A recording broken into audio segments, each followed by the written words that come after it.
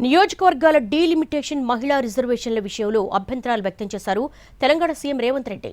జనాభా ఆధారంగా డీలిమిటేషన్ చేస్తే దక్షిణాది రాష్ట్రాలకు అన్యాయం జరుగుతుందని ఆందోళన వ్యక్తం చేశారు. మహిళా రిజర్వేషన్ బిల్లును శిఖండిలా అడ్డుపెట్టుకుని డీలిమిటేషన్ బిల్లును ఆమోదింపచేసుకునేందుకు మోడీ సర్కారు ప్రయత్నిస్తోందని మండిపడ్డారు. మహిళా రిజర్వేషన్ల బిల్లు విషయంలో ప్రతిపక్షాలను అపఖ్యాతి పాలు చేసేందుకు మోడీ ప్రభుత్వం ప్రయత్నిస్తోందని ఆరోపించారు ముఖ్యమంత్రి రేవంత్ రెడ్డి. మహిళలకు రాజకీయ హక్కులు మొట్టమొదట కల్పించిందే కాంగ్రెస్ పార్టీ అని గుర్తు చేశారు రేవంత్.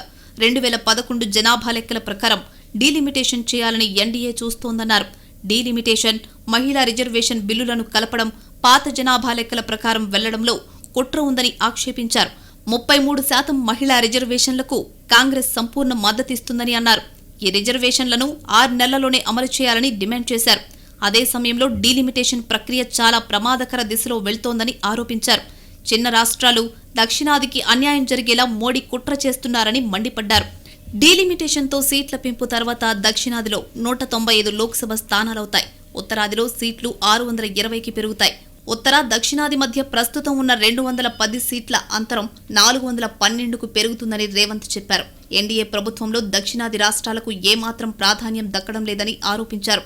సీట్లు పెంచాలనుకుంటే అఖిల పక్షాన్ని పిలిచి మాట్లాడాలని రేవంత్ డిమాండ్ చేశారు.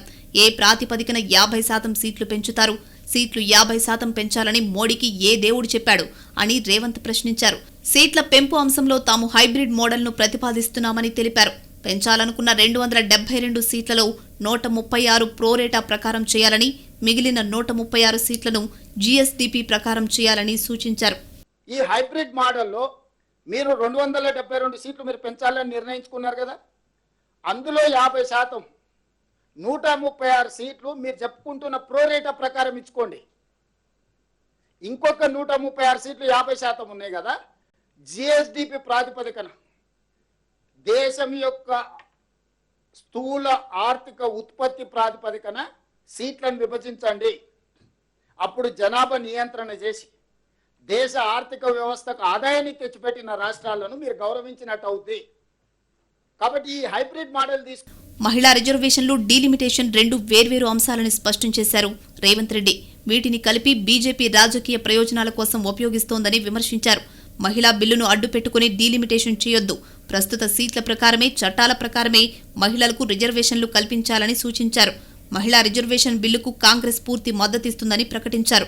అందుకే ఈరోజు కాంగ్రెస్ పార్టీ పక్షాన తెలంగాణ రాష్ట్ర ముఖ్యమంత్రిగా, సహచర మంత్రివర్గ సభ్యులు, పెద్దలందరి సమక్షంలో నేను నరేంద్ర మోడీ గారికి చెప్పదలుచుకున్న ఒకే ఒక మాట, మహిళా రిజర్వేషన్లకు సంపూర్ణంగా కట్టుబడి ఉండడమే కాకుండా 100% మేము మద్దతు ఇస్తున్నాము.